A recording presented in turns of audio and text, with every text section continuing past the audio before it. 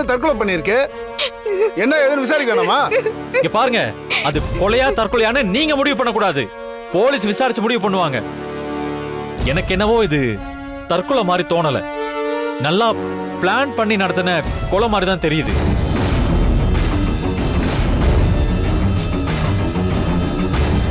தம்பி, நீங்க சுத்தி வளைச்சு பேச வேண்டாம். இப்ப நீங்க என்ன சொல்ல வர்றீங்க? நான் எதுக்கு சுத்தி வளைச்சு பேசணும்?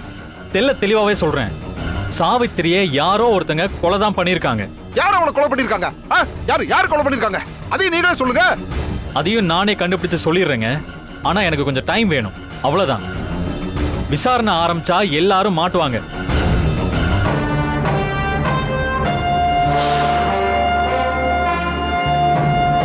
ஐயா விட்டுருங்க ஐயா. எப்படி விட முடியும்? போனது காசு பணம் இல்ல, ஒரு உயிர். இங்க பாருங்க, எதுக்காக கொலை பண்ணிருக்காங்கன்னு தெரிஞ்சுதான் ஆகணும். அதுவும் கல்யாணம் ஆகி ஒரு பொண்ணு 3 மாசத்துக்குள்ள செத்து போயிருக்கானா? ஒருவேளை அது தற்கொலையாவே இருந்தாலும் அந்த தற்கொலையை தூண்டினது யாருன்னு நமக்கு தெரிஞ்சு ஆகணும்.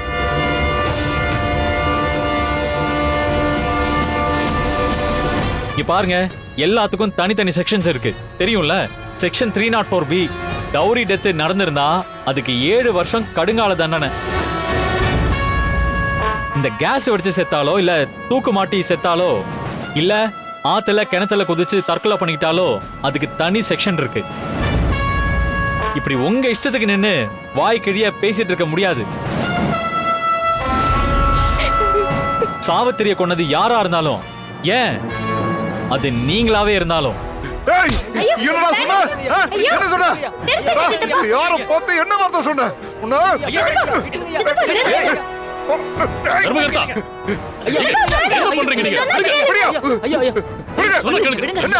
முதல்ல கை விடியா. என்ன நான் தான் கொலை பண்ணேன்னு சொல்றேன்?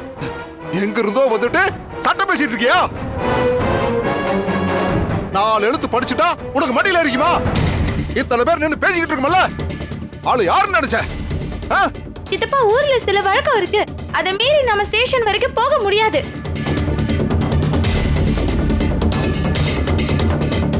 இங்க பாருங்க, யாரு என்ன சொன்னாலும் சரி, இதை இப்படி எல்லாம் விட முடியாது. நெக்ஸ்ட் ஸ்டெப் எடுத்துட்டு கண்டிப்பா போகணும். நான் இதை சும்மா விட மாட்டேன்.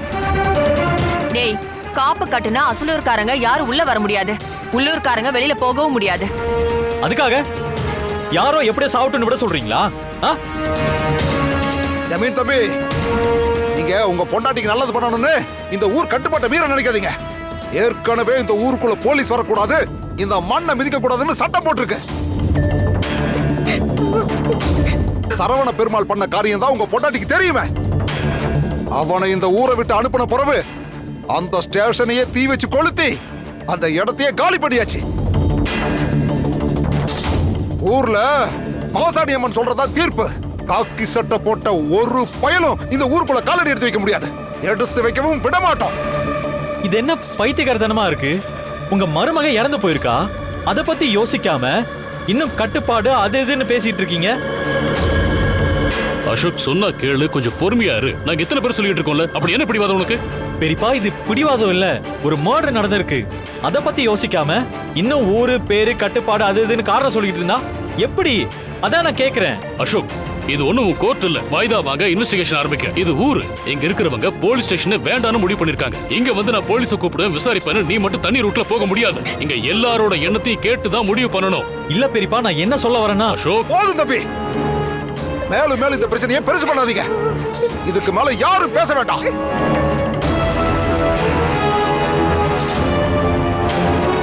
எல்லாத்தையும் மீறி நீங்க கோர்ட்டு கேஸ்னு போனீங்க, அதுக்கப்புறம் இந்த ஊரே போராட்டம் பண்றத பாப்பீங்க. ஜாக்கிரதை.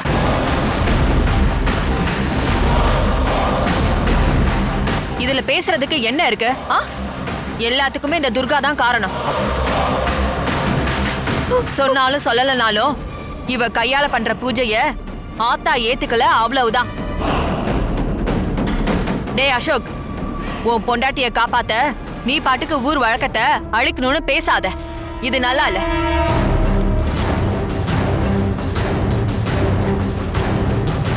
இத பாருங்க, எல்லாருக்கும் ஒண்ணு சொல்லிக்கிறேன், இப்படி ஒரு விஷயம் சாதாரணமா நடக்கவே நடக்காது. அசோக் சொல்ற மாதிரி இது கொலையா இல்ல சாவித்ரி அவளாவே தற்கொலை பண்ணிக்கிட்டாளான்னு தெரியல. ஆனா ஒண்ணு மட்டும் உறுதி, இப்படி ஒரு உயிரை காவு வாங்கியிருக்குன்னா நம்ம ஊரும் நம்ம மக்களும் ஆத்தாவோட கோவத்துக்கு ஆளா இருக்கும்னு தானே அர்த்தம்.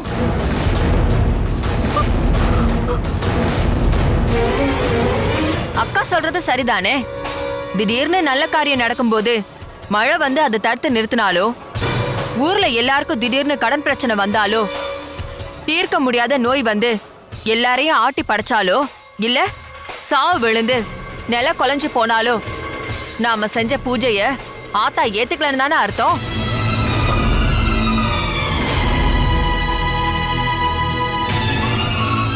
ஆள் ஆளுக்கு வாய்க்கு வந்தபடி பேசாதீங்க. துர்கா கையால பண்ண பூஜைய இத்தனை வருஷமா அந்த மாசாணி அம்மா மனசார ஏத்துக்கிட்டு தானே இருந்தா. என்ன கௌரி, துர்காவை பத்தி பேசினா மட்டும் உனக்கு கோவம் பொத்துக்கிட்டு வருதோ? நீ தானே சொல்லுவ, மாசாணி அம்மா சன்னிதானத்துல நின்னு அணி அடிக்கிறது யாரா இருந்தாலும் நீதி கிடைக்கும்னு. உனக்கு ஒரு நீதி, உன் குடும்பத்துக்கு ஒரு நீதி, எங்களுக்கு ஒரு நீதியா? அப்படி கேளுங்க ஐயா. தோஷம்னு சொல்லியும் ஒத்துக்க மனசு இல்லாம பேசிக்கிட்டே இருந்தா என்ன அர்த்தம்? இவங்க மேல தப்பு இருந்தா அது தப்பே இல்லைன்னு வாதாடி ஜெயிக்கிறது தான் இவங்களோட வேலையே. துர்கா கைய வச்சு இது வரைக்கும் எங்க குடும்பத்துல ஒண்ணுமே விளங்கல. இவ வீட்டுக்கு வந்த நாள்ல இருந்து எல்லாமே தப்பாதான் நடக்குது. இங்க பாருங்க, நீங்க எல்லாரும் சேர்ந்து உங்க குடும்ப பிரச்சனைய மனசுல வச்சுக்கிட்டு துர்கா மேல பழிய போட்டு இந்த ஊரு பிரச்சனையெல்லாம் இழுத்து விட்டு வேடிக்கை பார்க்க முயற்சி பண்றீங்க. இதெல்லாம் சரியா இல்ல. ஏய், இங்க பாரு, நடந்த எல்லா பிரச்சனையும் ஒன்னாலதான். அவ்வளவு தூரம் ஊர் பெரியவங்க சொல்லியும் கேட்காம நீ தானே துர்கா துர்கான்னு ஆடுன. அதனாலதான் இப்ப எல்லாமே இப்படி வந்து விடிஞ்சிருக்க. எல்லாம் உன்னாலதான். பாத்தியா, எல்லாரும் சொல்றத கேட்டியா? மாமா பூஜை பண்ணிருந்தா இந்த உயிர் போயிருக்காதுல்ல. போதும் கௌரி, எனக்கு ஒண்ணு வேண்டாம். எனக்கு பரிவட்டம் வேண்டாம். இப்படி எந்த பொறுப்பும் தேவையில்ல. நான் தான் இந்த பொறுப்பை ஏத்துக்கணும்னு எனக்கு எந்த அவசியமும் இல்ல. அடே அப்பா, என்ன டிராமா பண்றீங்க ரெண்டு பேரும் சேர்ந்து? இவளுங்க விழா நடத்துறேன், அதை நடத்துறேன், இதை நடத்துறேன்னு இறங்குவாளாம். கடைசியில பிரச்சனை வந்தா மாமா தலையில போட்டுட்டு எஸ்கேப் ஆயிடுவியா? அடே அப்பா, இது உலக மகா நடிப்புடா சாமி.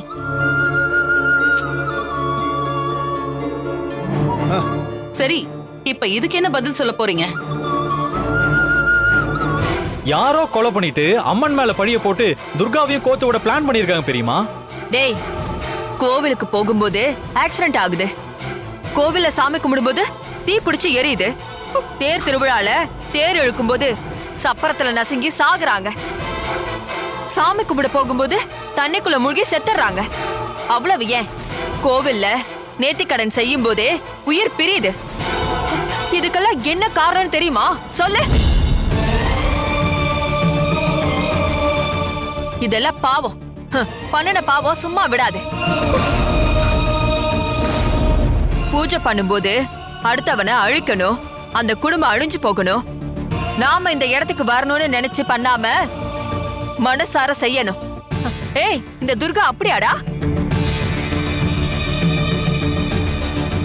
அதானே, ஜமீன் வீட்டு வேலைக்காரியா வரும்போதே மருமகளா ஆகணும்னு ஐடியா பண்ணா. இப்ப ஜமீன் மருமகளா ஆயாச்சு. அவளுக்கு தானே முதல் மரியாதை. அதுக்கு தான் ஐடியா பண்ணா. பேராசையில இப்ப கடவுளே இப்படி அவளுக்கு ஆப்பு வச்சிருச்சு. அண்ணி, போது நிறுத்துங்க. இதுக்கு மேல ஒரு வார்த்தை பேசாதீங்க. தீராத பிரச்சனையும் தீர்த்து வச்சு தீர்ப்பு சொல்ற அந்த ஆத்தா மாசாணி அம்மா மிளக அரைச்சா போதும், அவ எல்லாத்தையும் மாத்தி வச்சிருவா. மனக்குறைய கொட்டினா போதும், அது எல்லாத்தையும் தீர்த்து வச்சிருவா. எனக்கு நம்பிக்கை இருக்கு. மாசாணி அம்மா, ஒருவேளை என் மேல தப்பு இருந்தா என் உயிரை இதே குளத்துல நீயே எடுத்துக்கமா. ஏய் துர்கா, துர்கா, என்ன பண்ற நீ? துர்கா, சொன்னா கேளு. துர்கா, துர்கா, எனக்கு பிடிக்க. ஏய் துர்கா, வேணாம். ஏய், என்ன பண்ணிட்டு இருக்க நீ? துர்கா, ப்ளீஸ். துர்கா, கொஞ்சம் அமைதியா இரு.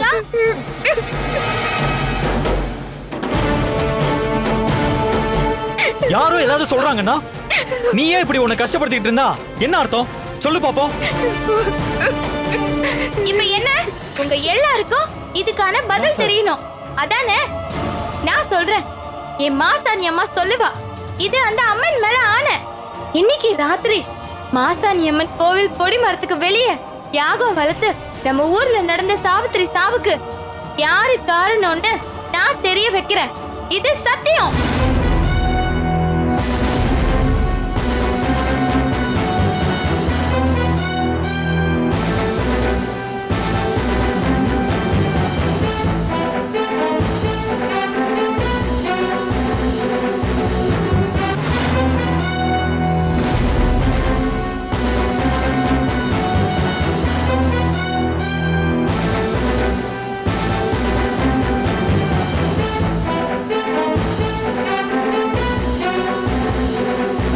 இங்க பாரு கௌரி, நீ என்ன பண்ணுவியோ ஏது பண்ணுவியோ தெரியாது. இன்னைக்கு நடக்க போற யாகத்துல நீ காரணத்தை கண்டுபிடிக்கிறியோ இல்லையோ அத பத்தி எல்லாம் எனக்கு கவலை இல்ல. ஆனா என் மருமக இப்படி கிடக்கிறது என் மனசுக்கு ரொம்ப கஷ்டமா இருக்கு. இப்படி யாரும் இல்லாத அனாதை மாதிரி என் மருமகளை இப்படி போட்டு வைக்க முடியாது. இந்த பாரு, அவளை நான் மரியாதையோட கொண்டு போய் அடக்கம் பண்ணணும்.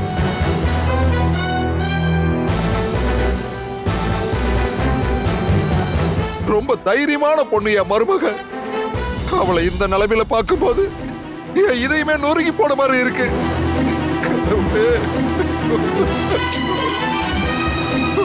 தர்மகர்த்தா, அழாதீங்க. ஐயா, இந்த மாதிரி நேரத்துல தான் நீங்க ரொம்ப தைரியமா இருக்கணும். கவலைப்படாதீங்க. உங்க மருமகளோட இறுதி சடங்க மரியாதையா எடுத்து நடத்தலாம்.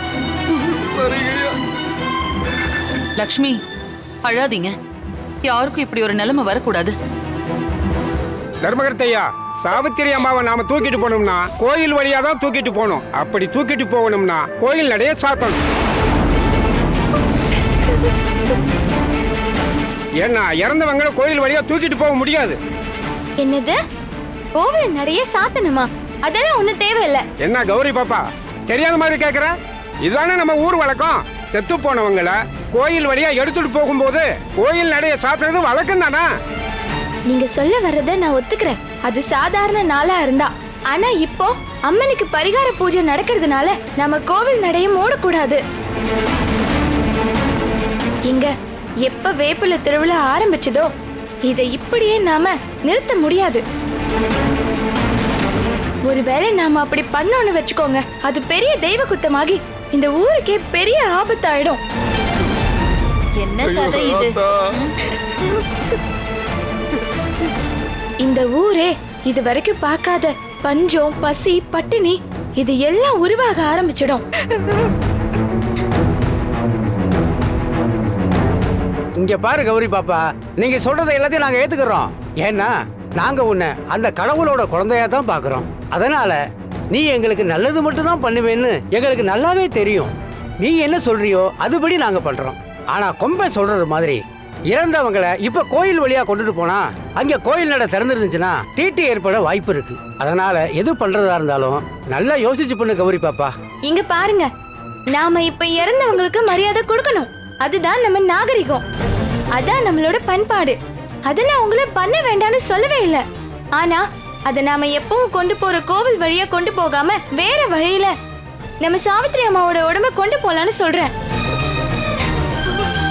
அப்படி கொண்டு போறதுனால அம்மனோட கண் பார்வையில இந்த இறந்து போன சடலம் படாது.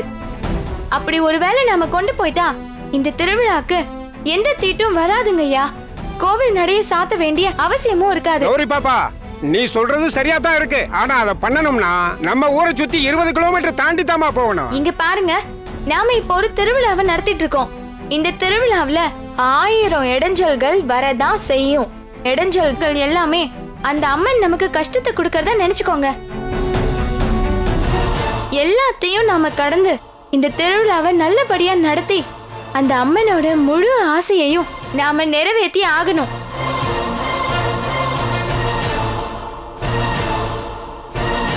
இங்க பாருங்க, இங்க எந்த பிரச்சனை வந்தாலும் நான் அந்த பிரச்சனையை முடிச்சு வைக்கணும்னு நினைக்கிறேன். ஆனா நீங்க எல்லாரும் அந்த பிரச்சனையை இன்னும் நல்லா பெருசாக்கணும்னு நினைச்சிட்டு இருக்கீங்க. ஆளுக்கு ஒரு மாதிரி பேசிட்டு இருக்கீங்க. எல்லாரும் கொஞ்ச நேரம் சாவித்திரி அம்மா விஷயத்துல பொறுமையா இருங்க. கோவில் வழியா எடுத்துட்டு போக முடியலனாலும் இந்த ஊரை சுத்தி நாம இவங்க உடம்ப எடுத்துட்டு போகலாம். ஏற்கனவே ஊருக்குள்ள ஏகப்பட்ட பிரச்சனை இருக்கு. இந்த சமயத்துல கோவில் நடைய சாத்துறது ரொம்ப பெரிய தப்பா போயிடும். அதனாலதான் திருவிழா நடந்து முடிகிற வரைக்கும் கோவில் நடைய சாத்த கூடாது. என்ன கௌரி பேசுற? இறந்து போனது என்னோட மருமக. உன் வீட்டுல இப்படி ஒண்ணு நடந்திருந்தா அதோட வலி என்னன்னு உனக்கு தெரியும். இங்க பாருங்க தர்மகர்த்தா ஐயா, இப்ப சாவித்திரி அம்மா விஷயத்துல என்ன முடிவு எடுக்கணும்னு நான் யாகத்துல அம்மன் கிட்ட கேட்டு உங்க எல்லாரும் முன்னாடியும் சொல்றேன். இந்த பிரச்சனைய நானே தீக்குறேன். அதுக்கப்புறமா என்ன ஏதுன்னு நம்ம பொறுமையா பேசிக்கலாம், சரியா?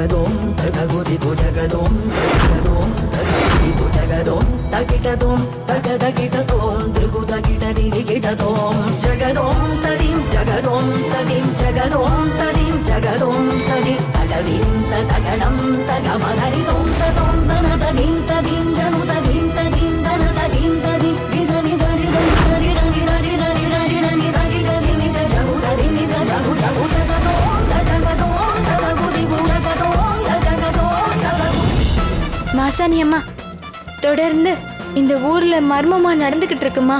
அந்த மர்மத்துக்கு காரணம், அந்த சாவுக்கான காரணம் யாருன்னு சொல்ல ஆத்தா. எதனால சாவித்திரி அம்மா இறந்து போனாங்க? அவங்கள இந்த நிலைமைக்கு ஆளாக்குன அந்த கொலைகாரன் யாருங்கிறத நீ தான் தாயே சொல்லணும்.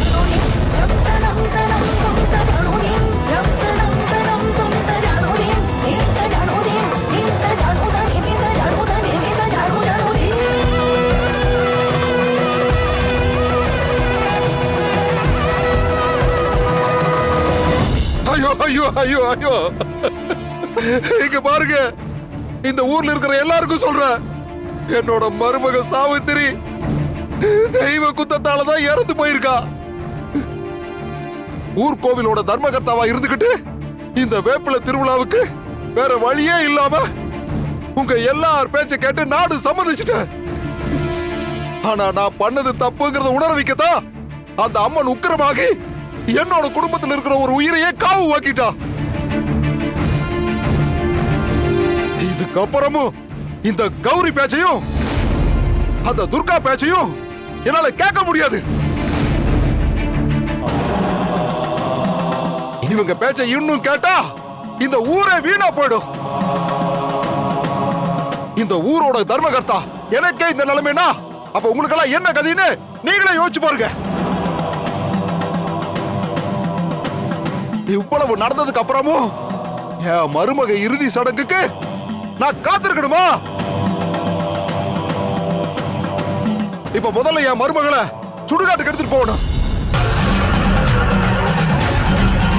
இது சாமி குத்தம் ஆனதோட மட்டும் இல்லாம இந்த துர்கா கௌரி 2 பேரும் சேர்ந்து அம்மன் தோஷத்துக்கு ஆளாக்கிட்டாங்க.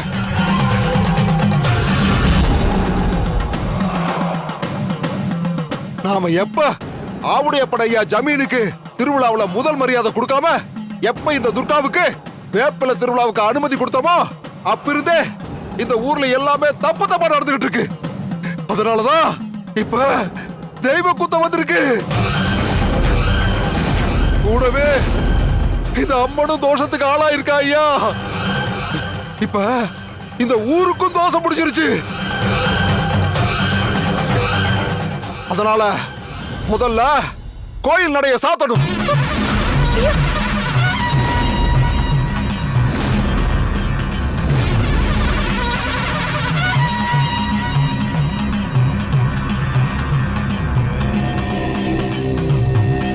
அதுக்கப்புறம் முறைப்படி பெரிய பெரிய சாமிங்களை அழைச்சு பூஜை செஞ்சு அம்மனோட கோபத்தை தணிக்கணும். அம்மன் இப்போ ரொம்ப உக்கிரமா இருக்கிறதால இப்போதைக்கு வேப்பில திருவிழாவை நடத்தக்கூடாது.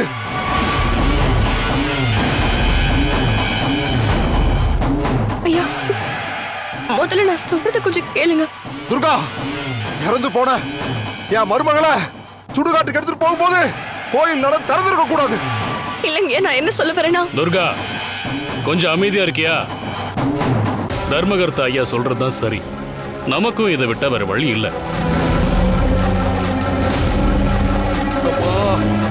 நேரம் வேற ஆகிக்கிட்டே இருக்கு.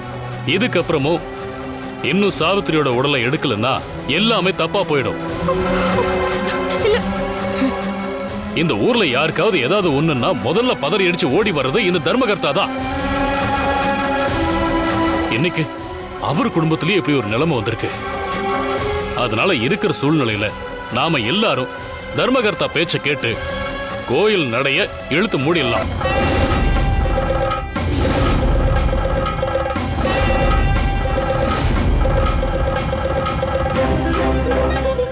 மாசாணி அம்மா, அந்த கொலையாளி யாருன்னு அவங்க முகத்தை எனக்கு காட்டுமா.